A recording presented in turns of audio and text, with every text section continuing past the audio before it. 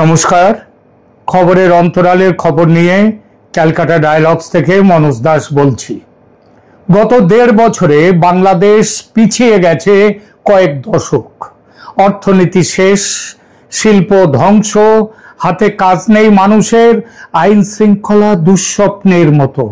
বেঁচে থাকা যে কি দুর্বিষহ হয়ে উঠেছে বাংলাদেশের মানুষের কাছে, তা নতুন করে বলার অপেক্ষা রাখে না।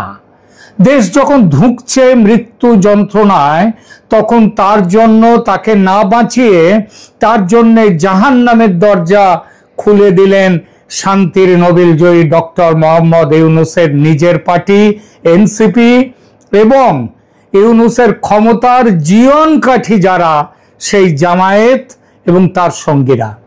বাংলায় একটা প্রবাদ আছে, মরার ওপর খাড়ার ঘা। মৃতপ্রায় বাংলাদেশের শরীরে সেই খাড়ার ঘা দেবে এবার ইউনূসের নেতৃত্বে এনসিপি, জামাত, হিজবুত, আল কায়েদা সমেত আরো যত সংগঠন আছে সন্ত্রাসী, তারা কিভাবে, সেই আলোচনা করব এখন।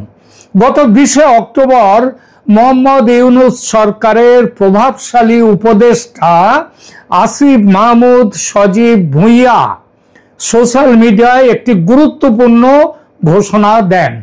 তিনি প্রকাশ করেন যে 7টি প্রশিক্ষণ কেন্দ্রে 8,000 মানে ব্যাচে, 7টা আলাদা আলাদা ব্যাচে 8,850 জন করে ব্যক্তির রিক্রুটমেন্ট এবং প্রশিক্ষণ পর্ব চলবে, যা প্রথম পর্ব শুরু হয়ে গেছে। এই প্রশিক্ষণ প্রোগ্রামে মার্শাল আর্টস, তাইকোয়ান্ডো, জুডো এবং আগ্নেয়াস্ত্র নির্দেশনা অন্তর্ভুক্ত রয়েছে। রিক্রুটমেন্ট প্রক্রিয়াটা কিরকম? লিখিত পরীক্ষা, মানে তাদের কারা কতটা তারা হচ্ছে কি বলবো মৌলবাদী চিন্তাধারায় যুক্ত, সেগুলো দেখা হবে। তারপর মৌখিক পরীক্ষা এবং শারীরিক পরীক্ষা, এই 3টে ভাগে। গুরুত্বপূর্ণভাবে এই প্রকল্পটি কেবল প্রথম পর্যায়ের অংশ। বিভিন্ন নির্ভরযোগ্য সূত্র জানাচ্ছে যে জানুয়ারি 2026 সালের মধ্যে অন্তত 5টি পর্যায়ক্রমিক ব্যাচ প্রশিক্ষণ সম্পন্ন করার সময়সূচি রয়েছে, যার প্রত্যেকটিতে 8,850 জন করে রিক্রুট থাকবে। অর্থাৎ প্রায় মোট 45,000 জনকে রিক্রুট করা হবে। বাংলাদেশে মোট থানা রয়েছে 639টি। এর মধ্যে মেট্রোপলিটন মহানগর এলাকার থানা হচ্ছে 110টি, জেলা পর্যায়ের থানা 529টি এবং 24টি রেলওয়ে পুলিশ থানা রয়েছে। রেলওয়ে পুলিশ থানাগুলো বাদ দিলে মোট থানার সংখ্যা হয় 615টি। প্রতিটি থানা এলাকা থেকে 25 থেকে 35 বছর বয়সী যুবকদের রিক্রুট করার নির্দেশ দেওয়া হয়েছে। এই প্রকল্পে এনসিপি এবং জামাত মিলিতভাবে কাজ করছে। আগামী নির্বাচনে এই দল দুটি জোট বেঁধে প্রতিদ্বন্দ্বিতা করবে এবং নির্বাচনের ফল নিজেদের অনুকূলে নিয়ে আসতে এই ঠ্যাঙাড়ে বাহিনী তৈরি হচ্ছে। রিপোর্টগুলো যা পাওয়া যাচ্ছে তার থেকে বোঝা যায় যে প্রশিক্ষণ প্রোগ্রামে পুরো দেশ জুড়ে সংগঠিত নির্বাচন প্রক্রিয়া রয়েছে, কাদেরকে রিক্রুট করা হবে। প্রতিটি আঞ্চলিক থানা এলাকা থেকে নির্দিষ্ট সংখ্যক যুবক নির্বাচিত হয়েছে এবং সেনা প্রশিক্ষণ কেন্দ্রে পাঠানো হয়েছে। শেখ হাসিনার সরকার যেসব সেনাকর্মীদের বিভিন্ন অপরাধিক কারণে বরখাস্ত করেছিল সেনাবাহিনীর চাকরি থেকে এবং সেনার অভ্যন্তরে পাকিস্তানপন্থী হিসেবে যারা পরিচিত ছিল, তারাই আছে এই নতুন রিক্রুটদের প্রশিক্ষকের ভূমিকায়। এদের নেতৃত্বে আছেন সাবেক জামায়াতি আমির গোলাম আজমের ছেলে, সেনাবাহিনীর বরখাস্ত ব্রিগেডিয়ার জেনারেল আব্দুল্লাহ হিল আমান আজমি। প্রশিক্ষণ চলছে সরকারি প্রতিষ্ঠান বিএসকেপি মানে বাংলাদেশ ক্রীড়া শিক্ষা প্রতিষ্ঠান সেইখানটায়, এটা ওখানকার ক্রীড়া বিভাগের অধীনে। গভীর উদ্বেগের বিষয় হলো এই প্রশিক্ষণ প্রোগ্রামে পাকিস্তানের গোয়েন্দা সংস্থা ইন্টার সার্ভিসেস এজেন্সি বা আইএসআই এবং তুরস্কের মিলি ইস্তিহাবারাত তেশকিলাতি বা এমআইটি তার প্রতিনিধিরা সক্রিয়ভাবে জড়িত। প্রশিক্ষণের জন্য প্রয়োজনীয় অস্ত্র এবং প্রশিক্ষণের পর নতুন রিক্রুটদের হাতে যেসব আগ্নেয়াস্ত্র তুলে দেওয়া হবে সেই সব অস্ত্রের মূলত তিনটি উৎস। কি কি সেই তিনটি উৎস? এক, গত বছর অভ্যুত্থানের সময় পুলিশ থানা লুট করে পাওয়া অস্ত্র, যার খুব সামান্য অংশে পরে পুলিশের কাছে ফিরে আসে এবং বড় অংশ লুটেরাদের কাছে রাখা ছিল, সেসব অস্ত্র এখন ব্যবহার হবে কেন্দ্রীয়ভাবে, সরকারিভাবে ব্যবহার হবে লুটের অস্ত্র। এই ঘটনা দেখিয়ে দেয় জুলাই অভ্যুত্থানে পুলিশ থানা কারা আক্রমণ করেছিল, কারা পুলিশ মেরেছিল এবং অস্ত্র কারা লুট করেছিল। মনে রাখতে হবে পুলিশের কাছ থেকে লুট হওয়া কমপক্ষে 1419টি আগ্নেয়াস্ত্র, 1419টি আগ্নেয়াস্ত্র এখনো পর্যন্ত উদ্ধার করা যায়নি। দ্বিতীয় উৎস মানে অস্ত্রের দ্বিতীয় উৎস, বিমানবন্দরের অভ্যন্তরে সেফ ডিপোজিট ভল্টে রাখা অত্যাধুনিক বিদেশি মেকের আগ্নেয়াস্ত্র, সেগুলো লুট হয়েছে। নভেম্বর 4, এই কয়েকদিন আগে, একদিন আগে দুদিন আগে, বাংলাদেশের জাতীয় সংবাদ মাধ্যমগুলি প্রকাশ করেছে যে হযরত শাহজালাল আন্তর্জাতিক বিমানবন্দরের ভল্ট থেকে বেশ কিছু আগ্নেয়াস্ত্র চুরি হয়েছে। এর মধ্যে রয়েছে যুক্তরাষ্ট্রে নির্মিত M4 কার্বাইন এবং ব্রাজিলে নির্মিত টরাস পিস্তল। 18 অক্টোবর বিমানবন্দরে ঘটা আগুনে সিসিটিভি ক্যামেরা ধ্বংস হয়ে গিয়েছে এবং তার ফলে কারা আগুন লাগিয়েছে, অস্ত্র লুট করেছে, তাদের পরিচয় পাওয়া যাচ্ছে না।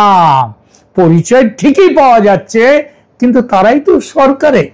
তাই সাধারণ মানুষের সন্দেহ এটা সরকারের ভেতরে বসে থাকা বড় মাথাদের কাজ। এর আগে বিদেশ সফরে যাওয়ার সময় উপদেষ্টা সাজিব আহমেদ ভুঁইয়ার কাছে লাইসেন্সবিহীন অস্ত্র পাওয়া যায়, এরকম ক্ষেত্রে তার বিরুদ্ধে ফৌজদারি মামলা হওয়ার কথা, জেলখানায় থাকার কথা, তা হয়নি। তিনি চলে গিয়েছিলেন বিদেশে। মনে করা হচ্ছে থানা লুট ও বিমানবন্দরে আগুন ধরিয়ে অস্ত্র লুটের মাস্টার মাইন্ড শ্রীযুক্ত আসিফ সাজিব আহমেদ ভুঁইয়া। বিমানবন্দরে অস্ত্র লুটে উল্লেখ করার মতো বিষয় হলো চোরেরা শুধুমাত্র অস্ত্র নিয়েছে, কিন্তু সোনা এবং হিরে সেগুলো রেখে গেছে। এ থেকে আপনি যা বোঝা বুঝে নিন, আমার কিছু বলার দরকার নেই। এবং অস্ত্রের তৃতীয় উৎস কোথায়? পাকিস্তান থেকে আসা অস্ত্র। ইউনূস সরকার পাকিস্তানের সাথে সমুদ্র রুট খুলে দিয়েছে, যার ফলে বৃহৎ পরিমাণে অস্ত্র এবং গোলাবারুদ বাংলাদেশে প্রবেশ করেছে এবং সেগুলো চেকিং করা হয়নি। চেকিং না করেই সেগুলো ছেড়ে দেওয়া হয়েছে। এই সমস্ত অস্ত্র এবং গোলাবারুদ বিশ্ববিদ্যালয়ে সেগুলো সংরক্ষণ করা হচ্ছে, যা এখন বৃহত্তরভাবে জামাতের অধীনে রয়েছে। মানে ওই যে শিবির, সব ছাত্র শিবির জিতে গেছে না সব ইউনিভার্সিটিতে, প্রয়োজন হবে যখন এই প্রশিক্ষণ ক্যাম্পগুলিতে এই ইউনিভার্সিটি থেকে এবং যেখানে জমায়েত জড়ো করা আছে সেখান থেকে অস্ত্র পাঠিয়ে দেওয়া হবে। আগেই বলেছি পাকিস্তানের আইএসআই এবং তুরস্কের এমআইটি সক্রিয়ভাবে প্রশিক্ষণ প্রোগ্রামে অংশগ্রহণ করেছে এবং তহবিল ও সরঞ্জাম তারা দিচ্ছে। পরিকল্পনা আছে নির্বাচিত প্রশিক্ষণ প্রাপ্তদের পাকিস্তান এবং তুরস্কে পাঠানো হবে উন্নত কমান্ডো এবং গোয়েন্দা প্রশিক্ষণের জন্য। এই প্রশিক্ষিত অপারেটিভদের একটি অংশ তারপর প্রশিক্ষণ হয়ে গেলে ভারত, নেপাল, মিয়ানমার এবং এবং পশ্চিমী দেশগুলোতে সেখানটায় পাঠানো হবে নাশকতামূলক কাজ করার জন্য, সন্ত্রাসবাদী কাজ করার জন্য। অর্থাৎ বাংলাদেশ হয়ে গেছে এখন গ্লোবাল হেডকোয়ার্টার সন্ত্রাসবাদের। পাকিস্তানের ভাই হয়েছে না? এই বিকল্প যে সেনাবাহিনী তৈরি হচ্ছে, একে আপাতত ফেব্রুয়ারির নির্বাচনে ভোট ডাকাতির কাজে লাগানো হবে বটে, তবে এদের নিয়ে ভবিষ্যতে বড়সড় প্ল্যান আছে। দীর্ঘমেয়াদী পরিকল্পনা অনুযায়ী এই প্রোগ্রামের চূড়ান্ত লক্ষ্য হলো 1,60,000 জনকে প্রশিক্ষণ দেয়া, যা বর্তমানে বাংলাদেশ সেনাবাহিনীর শক্তির সমান।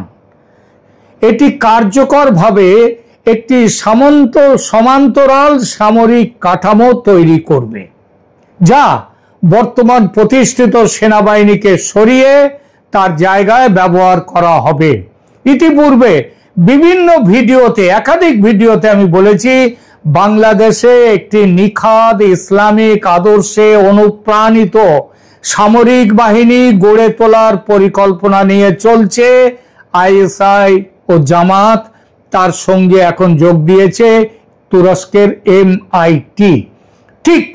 ঠিক ইরানের ইসলামিক রেভলিউশনারি গার্ড কর্পস, তার মডেলে ডিজাইন করা হয়েছে এই পরিকল্পনা। এই মিলিশিয়া গঠন আসন্ন 2026 সালের সাধারণ নির্বাচনকে মাথায় রেখে শুরু। কিন্তু মনে রাখবেন, নির্বাচনেই শেষ নয়। এনসিপি এবং জামাতের মধ্যে নির্বাচনী সমঝোতা হয়েই গেছে, প্রকাশ হয়নি কেবল। এখন বোঝা যাচ্ছে জুলাই সনদে জামাতের সই করা এবং এনসিপির সই না করা, এই সবই হচ্ছে একটা বোঝাপড়ার অংশ। এনসিপি সই না করলেও এখন চাইছে জুলাই সনদ কার্যকর হোক, অবিলম্বে সই করুন মোহাম্মদ ইউনূস। অর্থাৎ সনদে সই না করাটা তাদের মানুষের চোখে ধুলো দেওয়ার একটা অপচেষ্টা। বিপদে পড়েছে বিএনপি। এদের অবস্থা না ঘরকা না ঘাটকা। এরা মুক্তিযুদ্ধের পক্ষেও নেই, আবার মুক্তিযুদ্ধের বিপক্ষেও নেই। এরা সব দিকেই থাকার চেষ্টা করেছে।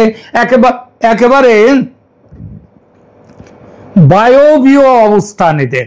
এবং যা খবর আসছে তাতে নির্বাচনে ওই বিএনপির বায়ু হয়ে যাওয়া, মানে হাওয়া হয়ে যাওয়ার সম্ভাবনা দিন দিন উজ্জ্বল থেকে উজ্জ্বলতর হচ্ছে। কিন্তু নির্বাচন তো অনেক পরের কথা।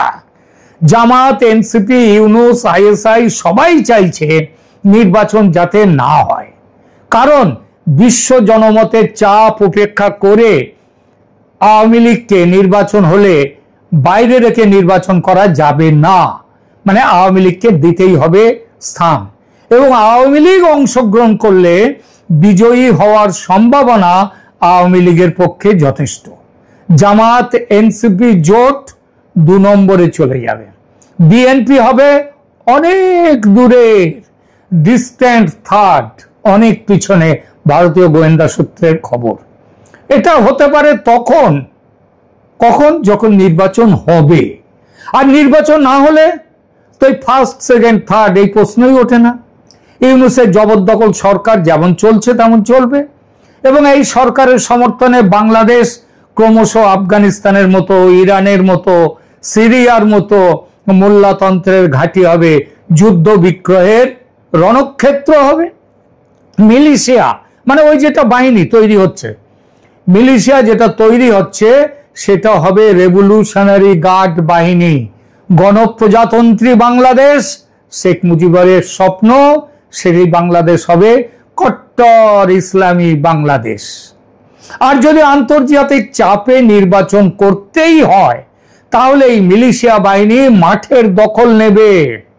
একটি কথা এই প্রসঙ্গে, সেনাবাহিনীকে যে ম্যাজিস্ট্রেসি পাওয়ার দিয়ে ব্যারাকের বাইরে মোতায়েন করা হয়েছিল, সেই পাওয়ার কয়েকদিনের মধ্যেই শেষ হচ্ছে। জামাত এনসিপি চাইছে নতুন করে ম্যাজিস্ট্রেসি পাওয়ার রিনিউ না করতে। তারা চাইছে সেনাবাহিনী ব্যারাকে ফিরে যাক। আবার সেনাবাহিনীও সেটা চাইছে, জানি না ওদের দুজনের মধ্যে মিলমিশ করে এই দাবিটা করছে কিনা, যাতে তাদের এরা চাইছে কেন, যাতে তাদের নতুন যে ঠ্যাঙাড়ে বাহিনী তারা দখল নিতে পারে পুরো দেশের। কি সাংঘাতিক ব্যবস্থা! এবং তারপর তারা কি করবে সেটা কি আর বলার দরকার পড়ে? লক্ষ্য তখন হবে একটাই, যেভাবেই হোক মেরে ধরে সমস্ত গণতান্ত্রিক বিচার বোধ সব শেষ করে দিয়ে ক্ষমতার দখল রাখতে হবে নিজেদের হাতে। অর্থাৎ বর্তমান ইউনূস সরকারকে ক্ষমতায় রেখে নির্বাচন হলেও বিপদ, আবার না হলেও এই দখলদার সরকার নির্বাচিত না হয়েও ক্ষমতার মালিক হয়ে অনন্তকাল লাগবে না, কিছুদিনের মধ্যেই দেশকে জাহান্নামে পৌঁছে দেবে। সে কাজে ইতিমধ্যে তারা যথেষ্ট এগিয়েও গেছে। বাঁচার পথটা তাহলে কোথায়? ইতিপূর্বে একাধিক ভিডিওতে আমি বলেছি, ভারত ও আমেরিকা বাংলাদেশ সমস্যার সমাধান নিয়ে একটি নতুন পথের কথা খুব সিরিয়াসলি চিন্তা করছে। সেটি হলো, দেশ যে গাড্ডায় পড়েছে সেই গাড্ডা থেকে দেশকে উদ্ধার করার ক্ষমতা একজনেরই আছে বাংলাদেশে, তিনি বঙ্গবন্ধু কন্যা শেখ হাসিনা।